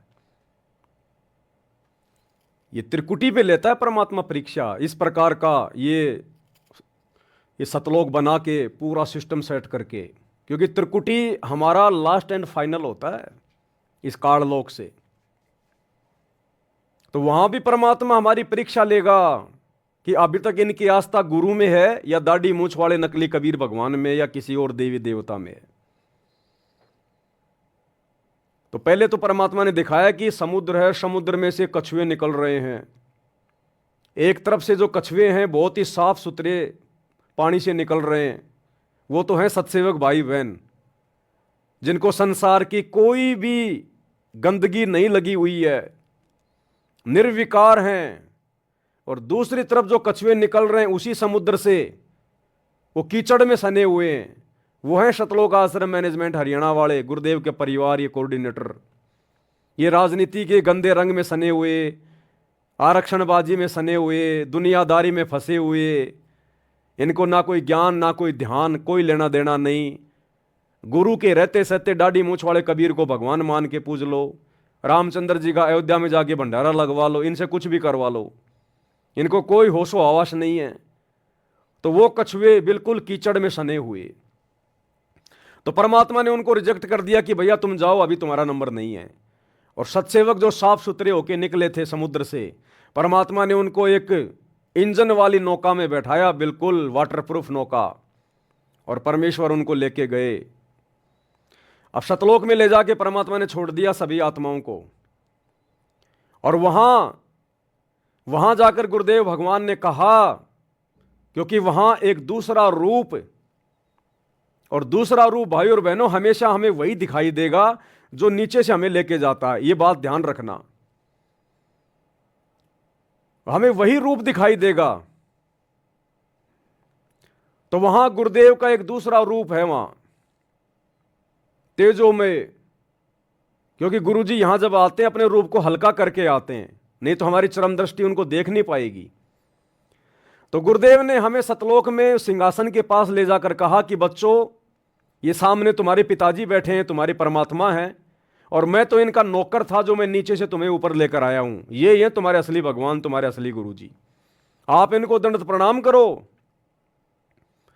तो हम सत्सेवकों को सारी बातें ध्यान थी, हमें सब कुछ पता था कि साथ संगति में हमने क्या सीखा, क्या समझाया जाता था, गुरुजी के सत्संगों में हमें क्या सीखने को मिला। तो हम सभी सत्सेवक भाई बहनों ने उल्टा अपने गुरुजी को ही दंडवत प्रणाम किया। उस सिंहासन पर बैठे हुए तेजो में शरीर को दंडवत प्रणाम नहीं किया हमने अपने गुरुजी को ही दंडवत प्रणाम किया कि हमारे परमात्मा, हमारे कबीर आप हैं, हम आपके सिवा किसी को नहीं जानते। अगर आप सिंहासन पे बैठोगे तो आपको दंडवत प्रणाम करेंगे, आपके अलावा चाहे कितने रूप आप खुद ही क्यों ना बना लो, हम दंडवत प्रणाम नहीं करेंगे। हमारे दिल में, हमारे मन में, हमारे शरीर के रोम रोम में केवल आप, हमारे गुरुदेव भगवान बसे हुए हैं, केवल आपकी सूरत बसी हुई है। इसके अलावा चाहे कोई कितना बड़ा भगवान आ जाओ, हमारे लिए कुछ नहीं है। तो गुरुदेव भगवान बड़े प्रसन्न हुए, बड़े खुश हुए, सबको सीने से लगाया और कहा कि बच्चों, ये तुम्हारी लास्ट परीक्षा थी। अगर यहां तुम धोखा खा जाते, अगर तुम जल्दबाजी में, देखा देखी में, तो बच्चों फिर तुम मुझे वापस नीचे डालने पड़ते, नीचे पटकने पड़ते। फिर उसके बाद गुरुदेव भगवान खुद उसी सिंहासन पे जाके बैठे और अकेले हमारे गुरुदेव भगवान का रूप हो गया। उसके बाद फिर हमने वहां उनको दंडवत प्रणाम किया। ये हमारी लास्ट परीक्षा थी। अब ये परीक्षा क्यों ली परमात्मा ने? अभी तो परमात्मा देखो हमारे को नकल करवा रहे हैं। ये जूली बहन के माध्यम से इस प्रकार के संदेश दे के परमात्मा हमें नकल करवा रहे हैं ताकि हम त्रिकुटी पे फैल ना हो जाएं। कहीं सतलोक में ले जाकर परमात्मा हमारी परीक्षा ले हम वहां पर फैल ना हो जाएं। कहीं जल्दबाजी में आके कि लो जी हम तो आ गए सतलोक में, गुरुजी भाई हमारे गुरुजी साइड में खड़े हैं जो हमें नीचे से ऊपर लेकर गए, और हम सिंहासन पर बैठे तेजो में रूप को जाके दंडवत प्रणाम मार दें, मर जाएंगे, फंस जाएंगे। जल्दबाजी नहीं करनी। अब ये शिक्षा हमें कहां दी परमात्मा ने? ये शिक्षा हमें परमात्मा ने कबीर सागर में दी। जब राजा वीर सिंह बघेल की छोटी रानी सुंदर देई जिसने गुरु से नाम ले लिया था लेकिन वो भक्ति थोड़ा ऐसे कर रही थी, डगमग थी। अंत समय आया, यम के दूत आए, उसको लेकर गए। तो वहां जाकर उसने पुकारा कि मेरे धनी तुम नहीं हो, मेरे धनी तो मेरे गुरुजी हैं, तुम मुझे नहीं लेकर जा सकते। तो यमदूतों ने कहा कि अपने धनी को याद कर ले, अगर तेरा कोई धनी है तो सुंदरदेव ने अपने गुरुजी को याद किया, क्योंकि उसको पता चल गया कि गुरुजी जो बात कहा करते थे बिल्कुल सही है। यहां तो यम के दूत आ गए भाई, मैं तो भक्ति को हल्के में ले रही थी। उसने हृदय से अपने गुरुदेव को याद किया। गुरुदेव वहां जाकर, ये तो शब्द स्वरूपी राम है, प्रकट हो गए। यमदूतों से छुड़वाया, वहां पर जो है प्रकाश ही प्रकाश हो गया और यमदूत उस प्रकाश से डर के भाग गए। अब परमात्मा उस आत्मा को लेकर गुरु रूप में जो 650 साल पहले आए थे, उस रूप में आत्मा को लेकर कहां गए? सचखंड में। और सचखंड में सुंदरदेई ने देखा कि सामने बड़ा सिंहासन है और सिंहासन पे परमात्मा बैठा हुआ है। और सुंदरदेई ने जाकर उसको दंडवत मार दिया, अपने गुरुजी की तरफ ध्यान नहीं दिया। सुंदरदेई ने जाके सिंहासन वाले परमात्मा को, तेजोमय शरीर को दंडवत कर दिया। और तेजोमय शरीर वाले ने कहा सुंदरदेई के सतगुरु से, जो साइड में खड़े थे, कि हे कड़िहार, हे सतगुरु, तू मेरी आत्मा को यहां ले आया, मैं तेरे से बड़ा प्रसन्न हूं। इस आत्मा को यहां लाने में इतनी देर क्यों कर दी? तो उन्होंने बताया जी ऐसे ऐसे इसकी भक्ति पूरी नहीं हो पाई थी, ऐसा है वैसा था। फिर उस आत्मा को डांटा, उसको फटकारा कि तूने नाम लेने के बाद मर्यादा क्यों तोड़ी, तूने सुमरण अच्छे से क्यों नहीं किए, तू आ कैसे गई तू सतलोक में, इसको वापस नीचे पटको, उसको वापस नीचे पटका गया। वो फैल हो गई वहां पर। जबकि हम सत्सेवक भाई बहन सफल हुए, हमने केवल अपने गुरुदेव को ही मुड़ के दंडवत प्रणाम किया कि गुरुदेव आपके अलावा हम नहीं जानते किसी को। ये होंगे कोई भगवान, होंगे कोई महात्मा, लेकिन जब तक आप इस सिंहासन पर नहीं बैठोगे, अगर ये सतलोक का सिंहासन है और जब तक आप नहीं बैठोगे, हम तो केवल आपके ओरिजिनल रूप को दंडवत करेंगे, केवल आपको, और जो विधि आपने बता रखी है उसी हिसाब से। तो गुरुदेव भगवान बड़े प्रसन्न हुए और गुरुदेव ने कहा कि बच्चों, ये तुम्हारी लास्ट परीक्षा थी, अंतिम परीक्षा। तो सोचिए, जब सतलोक में भी अपने गुरुजी के अलावा अगर किसी को और को दंडवत कर दिया परमात्मा मान के, वहां से नीचे पटके जाते। जबकि हमारे 90% भाई बहन सतलोक आश्रमों से जुड़े हुए, ये तो वर्तमान में ही अपने गुरुजी को मानुष मान के और मन में आता उसी को दंडवत मार देते हैं। दाढ़ी मूछ वाले नकली मुर्दा कबीर को दंडवत मार रहे हैं, गरीबदास जी को मार रहे हैं, दादा गुरु जी को मार रहे हैं, पंडित चिदानंद जी को दंडवत मार रहे हैं। इनको कोई फर्क ही नहीं पड़ता, इनकी आंखें बंद है। तो हमें परमेश्वर आगे के लिए सतर्क कर रहे हैं कि इन पुस्तकों में जो तुम्हें पढ़ाया जा रहा है, जो दिखाया जा रहा है, ये कोई सामान्य नहीं है। तुम्हारी कभी भी परीक्षा ली जा सकती है, कभी भी किसी भी भगत की कोई भी कारण बना के किसी भी घटना को जन्म दे के गुरुदेव भगवान। हकीकत में तो हमने सतर्क रहना है, सावधान रहना है। और 26 मार्च 2025 से मुसलमान नहीं समझे ज्ञान कुरान, इस पुस्तक के ऊपर वीडियो बनने शुरू हो जाएंगे। यह पुस्तक मुस्लिम समाज से जुड़े हुए भाई बहनों को तो संदेशा देगी देगी, उनको तो वास्तविक अल्लाह की जानकारी देगी। साथ में हम सत्सेवक भाई बहनों के लिए इसमें बहुत बढ़िया शिक्षा है, बहुत गहरी गहरी शिक्षाएं हैं। यह कोई सामान्य पुस्तक नहीं है, यह अल्लाह कबीर के द्वारा लिखी गई है। ये वास्तव में आसमानी पुस्तक है, रियल आसमानी पुस्तक है। ये तौरात, जबूर, इंजिल, कुरान शरीफ, ये आसमानी पुस्तकें नहीं है, ये तो शैतान के द्वारा बख्शीश की गई हैं। और ये मुसलमान नहीं समझे ज्ञान कुरान जो सतगुरु रामपाल जी परमेश्वर जी ने लिखी है, ये है रियल आसमानी पुस्तक है। क्योंकि आसमान में अरस के कुर्स पर विराजमान, तकत पर, सिंहासन पर विराजमान कबीर भगवान सतगुरु रामपाल जी ने यह पुस्तक लिखी है। तो यह आसमानी पुस्तक है, इसमें सतलोक का ज्ञान है, वास्तविक अल्लाह का ज्ञान है। तो यह है वास्तव में आसमानी पुस्तक, बाकी तो शैतान के द्वारा लिखी हुई है, काल के द्वारा। तो मुसलमान समाज से जुड़े हुए भाई बहनों को तो यह पुस्तक संदेशा देगी, अगर कोई समझना चाहेगा तो। इसके साथ साथ सतगुरु रामपाल जी के जितने भी फॉलोवर हैं, उनको ढेर सारी शिक्षाएं मिलेंगी और गुरु जी के प्रति हमारा भाव बढ़ेगा, हमारी लगन बढ़ेगी, हमारा समर्पण बढ़ेगा। दूसरा, ये पुस्तक पढ़ना इसलिए भी बहुत जरूरी है क्योंकि जूली बहन के माध्यम से परमात्मा ने दिखाया, ऑडियो मैंने आपको भेज दी। गुरुदेव भगवान जो है डंडा लेके बैठे हैं, डंडा लेके, और पूछ रहे हैं कि पुस्तक में पढ़ाया गया, बोल तूने क्या समझा, क्या सुना। और जो नहीं बता रहा उसको डंडा मार रहे हैं। और एक बोला गुरुजी मेरे को लगी, बोला लगी तो फिर ध्यान से क्यों नहीं पढ़ी, अगर लग रही है तो ध्यान से क्यों नहीं पढ़ा, ध्यान से क्यों नहीं सुना तूने। बोला गुरुजी हमारे क्या काम की, ये मुसलमानों की पुस्तक, ये तो मुसलमान भाइयों के लिए है। तो गुरुदेव ने कहा कि मुसलमान भाइयों को समझाएगा कौन, नालायक उन मुसलमान भाइयों को तुम ही तो समझाओगे। और जब तुम ध्यान से नहीं पढ़ोगे कि कौन सी आयत है, कौन सी पुस्तक है, उसमें क्या लिखा हुआ है, अल्लाह कौन है, शैतान कौन है, तो उन मुसलमान भाई बहनों को, मेरे बच्चों को पढ़ाएगा कौन, समझाएगा कौन, उनकी शंकाओं का समाधान कौन करेगा। तो ये मत कहना दोबारा कि ये तो मुसलमान भाइयों के लिए है। तो गुरुदेव ने एक मारा उसके खींच के डंडा। तो कहने का मतलब भाई और बहनों, ये पुस्तकें हैं हमें अंदर ही अंदर हमारे को ये तैयार कर रही हैं, दृढ़ कर रही हैं। ये परमात्मा का एक मिशन है। ये यूं मत सोच लेना कि ये पवन दास बस खाली गुरु जी की पुस्तकों के ऊपर वीडियो बना बना के दिखा रहा है, लाइव आ रहा है। ये एक मिशन है परमात्मा का, आत्मा को तैयार करने का एक मिशन है ये। हमारे अंदर अंदर ही अंदर कितनी दृढ़ता, कितना विश्वास, कितना धैर्य, कितनी हिम्मत पैदा हो रही है, आप और हमें भी नहीं पता चल रहा। और यही सारी चीजें अंत में आप और हमारे काम आएंगी। हमारी आत्मा चार्ज हो रही है, चार्ज। तो 26 मार्च से इस पुस्तक के ऊपर हम लाइव आएंगे रात्रि 8 बजे। और एक चीज भाई और बहनों, दास आप जी से प्रार्थना करेगा, फेसबुक ने एक नया कोई अपडेट निकाला है। जितने भी लाइव वीडियो हैं किसी भी व्यक्ति के पूरे संसार में, वो फेसबुक धीरे धीरे उनको समाप्त कर रही है, उनको डिलीट मार रही है धीरे धीरे। उसका रूल है, कोई नियम है, कोई बहुत ज़्यादा मतलब उस पर डाटा आ गया है। अब इतना डाटा फेसबुक सहन नहीं कर पा रहा है, दुनिया भर के वीडियो बना बना के लोगों ने डाल रखे हैं। तो फेसबुक क्या कर रही है, आज से पहले जब से फेसबुक चली है और जिस व्यक्ति ने जितने भी लाइव आकर वीडियो बनाए हैं, फेसबुक सबको धीरे धीरे उनको डिलीट कर रही है। 1 महीने का टाइम दिया है। तो हमारे जितने भी लाइव वीडियो हैं सारे के सारे वो डिलीट हो जाएंगे। लेकिन हम तो साथ साथ में वैसे वीडियो डालते रहते हैं, लाइव के अलावा भी हम लोग वीडियो डालते रहते हैं, तो वो वीडियो नहीं होंगे डिलीट।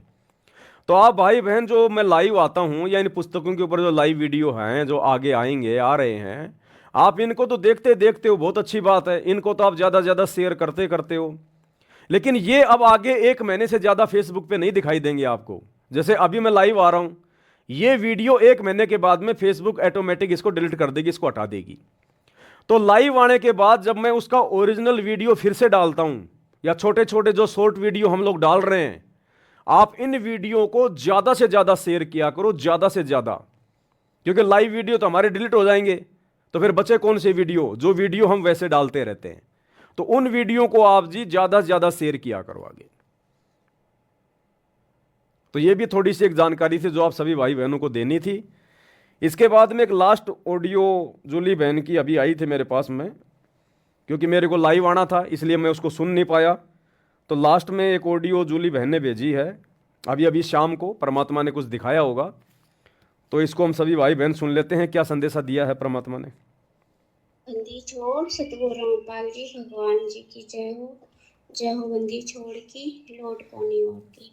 सत्य भाई जी, दासी भी परमात्मा जी को छोटी भोग आती, साथ में भोग लगा रही थी, तो मालिक ने दर्शन दिए, परमात्मा जी ने दिखाया है। परमात्मा जी ने दिखाया है जब वो जेल धाम से मतलब आ रहे हैं, तो राष्ट्रपति मुर्मू और प्रधानमंत्री नरेंद्र मोदी जी, तो उन लोगों ने ना परमात्मा के लिए उनको माला पहनाई है, और एक पट्टा है, शॉल जैसा, वो सम्मान के साथ मालिक को उड़ाया है। नीचे गुलाब के फूल बिखरे हुए हैं, मकड़ के गत्ते पड़े हैं, उस पर परमात्मा चल के आ रहे हैं। और वो लोग है ना, मंत्री और राष्ट्रपति लोग है ना, दोनों सर को झुका के आ गए। मीडिया है साथ में, बहुत सारी भीड़, सभी भाई बहन है। आप परमात्मा जी के साथ में हो, एक किताब लिए, एक पेन लिए हो और आ रहे हो, और सभी लोग उनको परमात्मा जी को दंडवत प्रणाम कर रहे हैं। परमात्मा थोड़े विरुद्ध से दिख रहे हैं, धोती कुर्ता पहने हुए हैं, पगड़ी लगाए हैं, और उन लोग और परमात्मा जी के कुछ भाई बहन माला भी पहना रहे हैं, और एरोप्लेन खड़ा है, एरोप्लेन खड़ा है, तो परमात्मा जी कह रहे हैं कि बेटा व्यवस्था होगी। आप जी से कह रहे, आप जी कह रहे हाँ मालिक। तो परमात्मा जी एरोप्लेन में बैठ गए हैं, एरोप्लेन में बैठ गए हैं ना।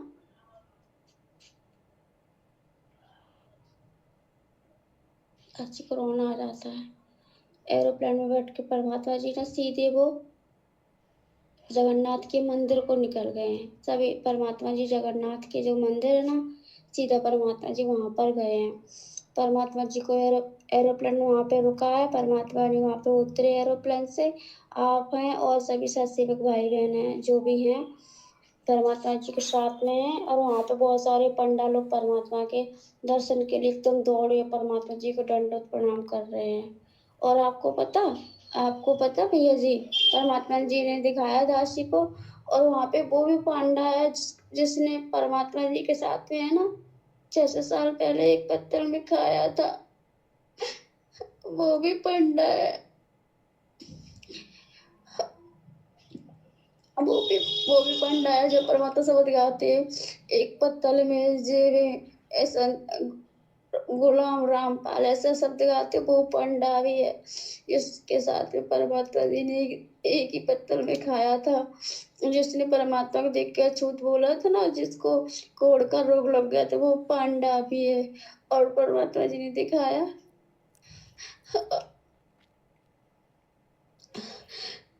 और परमात्मा जी दिखाया वो भी भगत है जो खिचड़ी बना रहा था ना, जिसके पैर में खिचड़ी गिरने से वो जल गया था।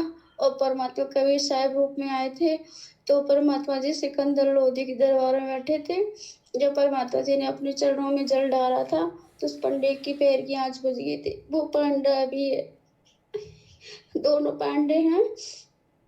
जब परमात्मा जी पहुंचे तो दोनों दौड़ के परमात्मा जी को दंडवत प्रणाम कर रहे हैं।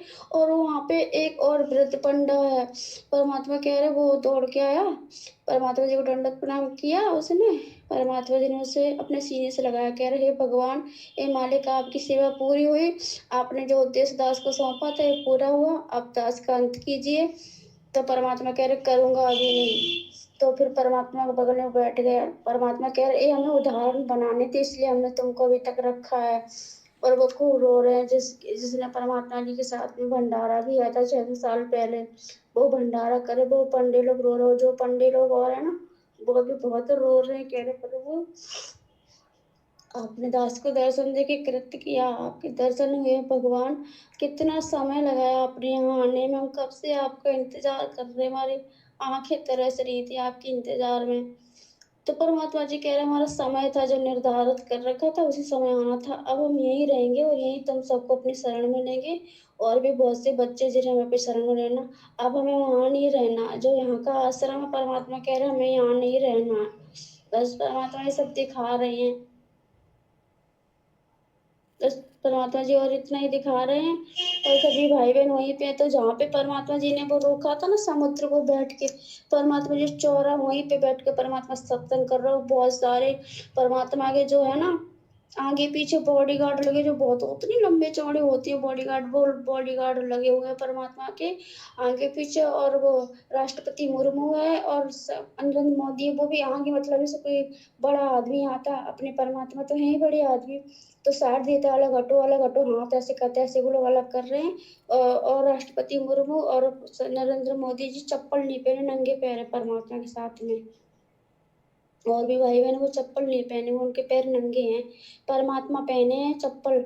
सॉरी भगवान जी, चरण पादुका वो होती नहीं जो राजस्थानी लोग पहनते, मैंने कभी देखा बड़े बड़े महाराजा को, उनके आगे से वो मुड़ी सी होती है, जूतियां होती हैं, आगे उनकी नोक ऊपर को ऐसी मुड़ी होती है, उसे क्या कहते पता नहीं, वो परमात्मा पहने हैं, मोजड़ी सी हैं वो परमात्मा जी पहने, सफेद कलर की चमक रही, हीरे मोती पड़ने से बहुत दमक रहे हैं।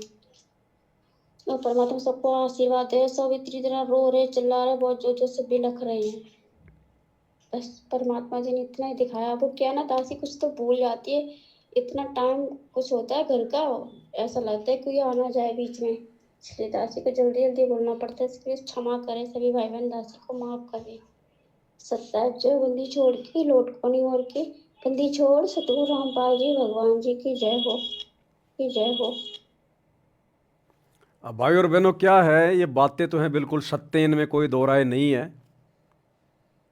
लेकिन ये बातें उन लोगों के समझ में नहीं आएंगी जो लोग अभी सतगुरु रामपाल जी की शरण में नहीं हैं या जिनके पिछले संस्कार मजबूत नहीं हैं। तो उन लोगों की ये बातें समझ में नहीं आएंगी। ये बातें जिस समय हजरत मोहम्मद जी आए थे 1400 साल पहले, और जब उनके ऊपर आयतें नाजिर हुआ करती थी, ऊपर से को फरिश्ता आता था, तो हजरत मोहम्मद के परिवार वाले, उनके गांव वाले, उस समय जो कुरैश थे, जो अरब के लोग थे, वो उनका मजाक उड़ाया करते थे कि ये मोहम्मद आज क्या लाया संदेशा, आज तेरे भगवान ने क्या भेजा है, क्यों दुनिया को ठग रहा है, क्यों दुनिया को मूर्ख बना रहा है। बहुत प्रकार की यातनाएं दिया करते थे उसको कि बस तू ही है एकमात्र नबी, तेरे अलावा तो कोई है ही नहीं। अपने आप को नबी कहता है। जब वो नमाज करता था तो उसको गालियां दिया करते थे, पत्थर मारा करते थे। तो ये कोई बड़ी बात नहीं है भाई और बहनों। जिस समय कोई भी महापुरुष आता है उस समय लोग उसको नहीं पहचानते, नहीं जान पाते, उसके साथ दुर्व्यवहार करते हैं और फिर सैकड़ों साल बाद उसको भगवान मान के उसकी मूर्ति को पूजते हैं। अब क्या मिलेगा? टट्टू मिलेगा, कुछ नहीं मिलेगा। त्रेता में श्री रामचंद्र जी आए, 3 लोक के भगवान, जितना कुछ था उनके पास वो त्रेता में दे सकते थे जिस समय वो जीवित थे। मरने के बाद कुछ नहीं है। तो त्रेता में देख लो श्री रामचंद्र जी की क्या दुर्गति कर दी हम लोगों ने। हैं, बेचारे की औरत को उठा ले गए, पता नहीं क्या क्या ताने मार के वापस सीता को जंगल में निकाल दिया।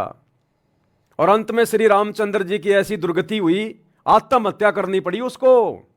सरयू नदी में जाके छलांग मार के मरा आत्महत्या करके, जिसको शास्त्रीय भाषा में कहते हैं जल समाधि ली। जल समाधि का मतलब डूब के मरना। कभी जिंदगी में ठंडा गिलास पानी का नहीं पिया होगा श्री रामचंद्र जी ने। और वो तो वैसे भी अपना कर्म भोगने के लिए आया था। नारद ने इसको श्राप दे रखा था। वो तो अपना कर्म भोगने आया था, यहां कोई किसी को भक्ति देने थोड़ी आया था, कोई किसी का मोक्ष करने थोड़ी आया था। वो तो अपना श्राप भोगने के लिए आया था। लेकिन उस समय उसको किसी ने नहीं माना, ना विष्णु माना, ना विष्णु का कोई अवतार माना, और सब ने उसके साथ में ऐसे ही बदसलूकियां की। खुद का परिवार उनको नहीं मानता था। अगर खुद का परिवार उनको भगवान मानता, विष्णु मानता, तो वो कई अपने बेटे के लिए राज्य और राम के लिए वनवास थोड़ी मांगती, कभी नहीं मांगती।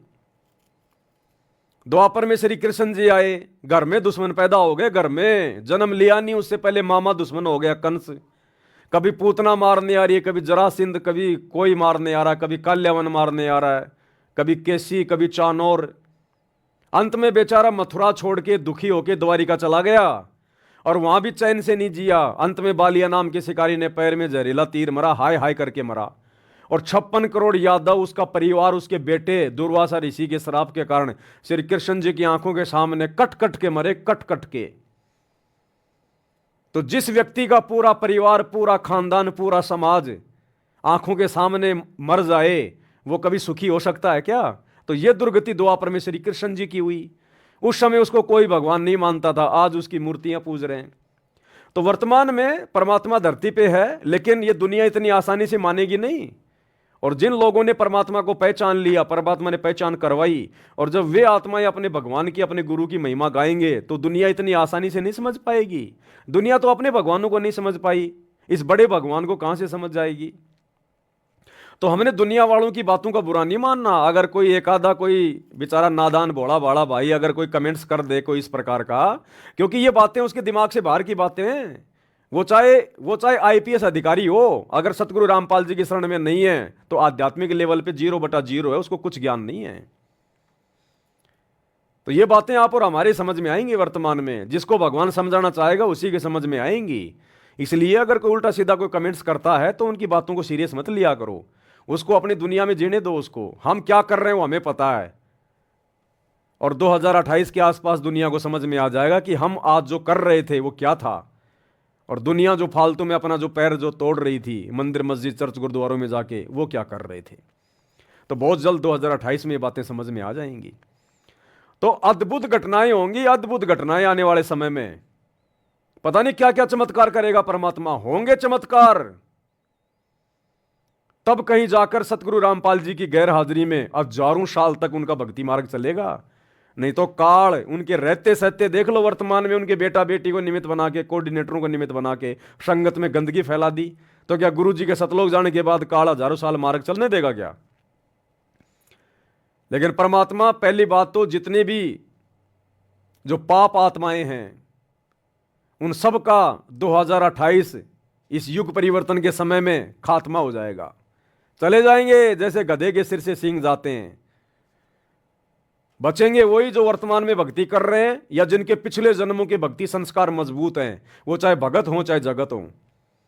तो भविष्य मलिका में तो टोटल 64 करोड़ जनसंख्या रह जाएगी पूरी दुनिया की। 64 करोड़ में केवल 34 करोड़ भारत की रहेगी, बाकी पूरे संसार की रहेगी। तभी भक्ति होगी और अद्भुत चमत्कार होंगे। ये जगन्नाथ के मंदिर का जो जिक्र है ना, ये जाएंगे परमात्मा भैया। हो सकता है आने वाले समय में परमात्मा वहीं पे रहेंगे, ये धनाना फनाना में कोई नहीं जाएगा। दास जो बात बोलेगा गुरुदेव की प्रेरणा से बोलेगा। वहां बाथरूम करने भी नहीं जाने वाले गुरुजी, बाथरूम करने भी।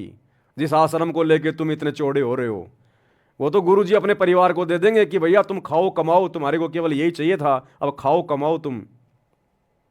ये मालिक जाएगा जगन्नाथ में। क्यों रखा उस मंदिर को अभी तक? क्यों उस मंदिर की इतनी महिमा है? इंद्र दमन एक मंदिर बनवा दे, क्यों परमात्मा ने शब्द गाए? तो होगा। और पता नहीं क्या क्या चमत्कार हो सकता है। परमात्मा धर्मदास को भी निकाल दे जमीन से भाई। क्या पता परमात्मा धर्मदास जी को, जिसको जीवित समाधि दी थी दुनिया को विश्वास दिलाने के लिए, हजारों साल भक्ति मार्ग आगे बढ़ाने के लिए, क्या पता परमात्मा धर्मदास को निकाल दे जिंदा, ऐसा का ऐसा। ये आजा बेटा बाहर।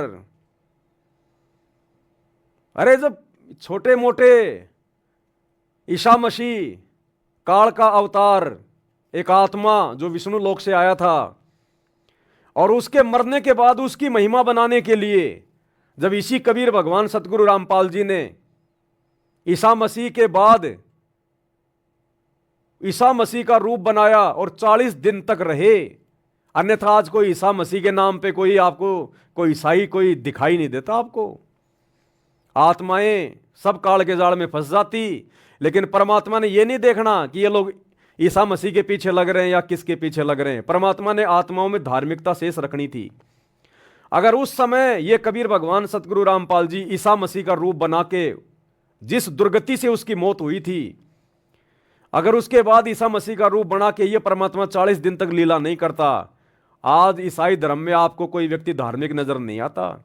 सब लोग ये सोचकर भक्ति छोड़ देते कि जब हमारे रबी की, जब हमारे ईसा मसीह की ऐसी दुर्गति से मौत हुई, जो अपने आप को परमेश्वर का पुत्र कहा करता था, जब परमेश्वर के बेटे की ऐसी दुर्गति से मौत हुई है, तो हम क्या करें इनकी भक्ति करके? हमारा क्या हाल होगा? कोई भक्ति भी नहीं करता, ईसाई धर्म में कोई दिखाई भी नहीं देता आज। लेकिन इस कबीर भगवान सतगुरु रामपाल जी ने इस वर्तमान कलयुग की पिछली पीढ़ी तक, इस समय तक आत्माओं में धार्मिकता को बनाए रखने के लिए वो चमत्कार किया, वो लीला की। ईसा मसीह के रूप में खुद आ गए और 40 दिन तक रहे।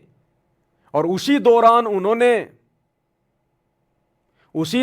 उन्होंने जो मरियम का भाई था, जो मर गया था, मरने के बाद कई दिनों बाद परमात्मा ने सड़ी हुई लाश को आदेश दिया कि भैया बाहर आ जा। और वो लाश बाहर आ गई चल के, वो मरियम का भाई।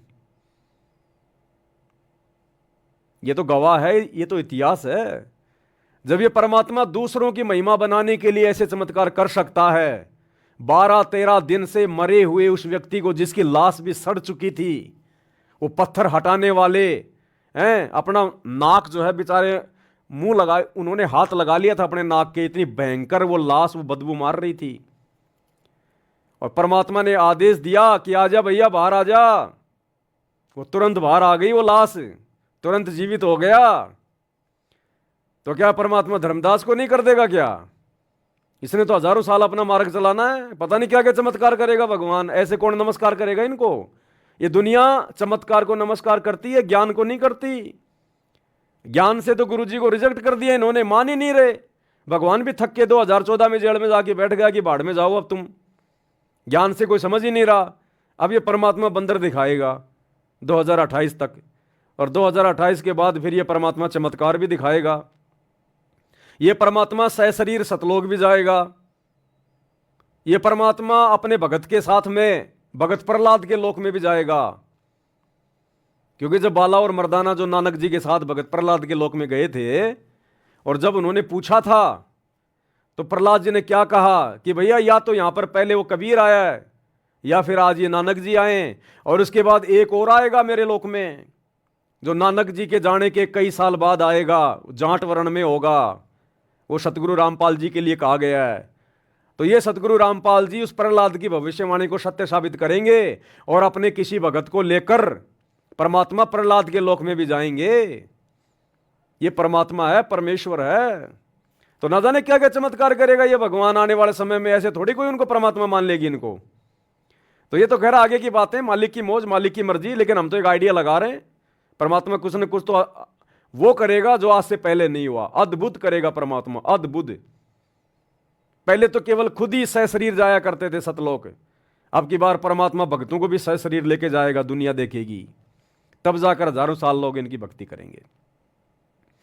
तो परमात्मा जगन्नाथ के मंदिर में गए सीधे, वहीं पे परमात्मा ने सत्संग करने शुरू कर दिए। और काफ़ी कुछ बातें हैं जो बहन जी ने लिख के भी भेजा है, शायद मैं देख नहीं पाया।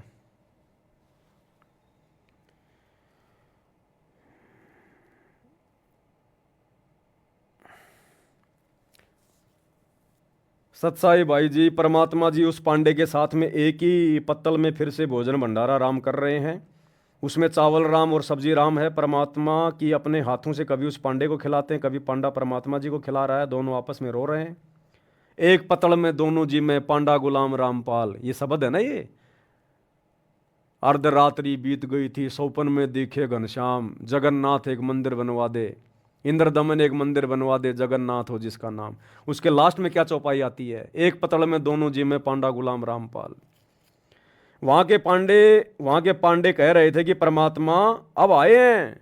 वहाँ के जो पांडे थे ना, वो कह रहे थे कि परमात्मा तो अब आए हैं, असली जगन्नाथ तो इस मंदिर में अब आया है। हम तो पत्थरों को पूज रहे थे, असली जगन्नाथ तो अब आया है। वो पांडे कह रहे थे कि असली जगन्नाथ तो अब आया है सतगुरु रामपाल जी के रूप में। हम तो खाली इन पत्थरों को पूज रहे थे जगन्नाथ मान के। क्योंकि उस शब्द में बहुत कुछ है भाई और बहनों। वहां गीता जी का पाठ चले तो गीता जी का पाठ कहां चला उसमें, अब चलेगा। सतगुरु रामपाल जी भगवान चलाएंगे गीता जी का पाठ वहां जाके। वो सहज स्वभाव से रह रहा हो तो सहज स्वभाव से तो अब रहेंगे वहां।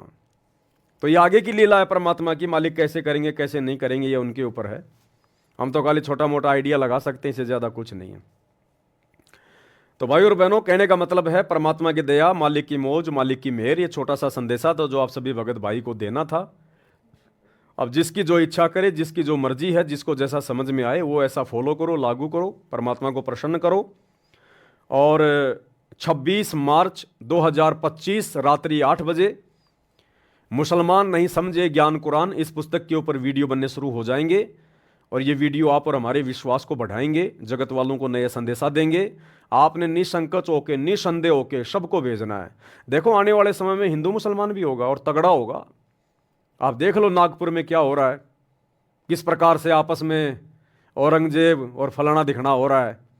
दिल्ली के जंतर मंतर पे देख लो, 4-5 लाख मुसलमान भाई इकट्ठे हो रहे हैं क्योंकि उनकी ज़मीनें वगैरह छीनी जा रही हैं। वक्त के ऊपर कोई बिल वगैरह लाया जा रहा है क्या, मैं तो कुछ जानता नहीं ज़्यादा।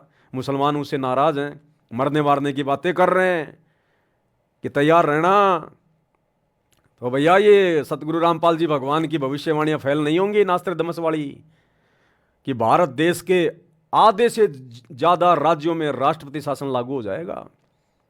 तो ये 2028 से पहले पहले होना है सारा सब कुछ। ये जो ज्ञान गंगा पुस्तक में लिखा हुआ है ना परमात्मा ने नास्त्रदमस की भविष्यवाणी में कि उस युग परिवर्तन 2028 से पहले भारत के अधिकतर राज्यों में, अधिकतर यानी 15-16 से ज़्यादा राज्यों में राष्ट्रपति शासन लागू हो जाएगा, आर्मी शासन आपातकालीन। तो ये धीरे धीरे परिस्थितियां बन रही हैं। तो हम भगत भाई बहनों ने मर्यादा में रह के दृढ़ रहना है। ये सतगुरु की भक्ति बचाएगी हमें, ध्यान रखना। माहौल बहुत गंदा होगा, बहुत बिगड़ेगा, घर से बाहर निकलना मुश्किल हो जाएगा, लोग अपने घरों में टट्टी पेशाब करेंगे। ऐसा समय आएगा, दाने दाने के लिए मोहताज हो जाएंगे। तब दुनिया को पता चलेगा हम किसको पूज रहे थे, भगवान कौन है, कल की कौन है। जो मजाक उड़ा रहे हैं ना यार सतगुरु रामपाल जी का, ये उस समय पता चलेगा। ये परमात्मा है, रामकृष्ण की तरह नहीं है जो लाखों साल बाद लोग मानेंगे वो भगवान है। ये इसी समय मनवा के जाएगा, इसी समय मनवा के जाएगा कि वे भगवान है, परमात्मा है, नहीं तो दुर्गति। तो सभी भाई बहन वीडियो को ज़्यादा से ज़्यादा शेयर किया करें। ये लाइव वीडियो तो 1 महीने बाद में सब डिलीट होंगे। लाइव वीडियो के अलावा हम जो वीडियो डालते हैं, शॉर्ट वीडियो या वैसे पूरा वीडियो, आप उन वीडियो को ज़्यादा से ज़्यादा शेयर किया करो। भले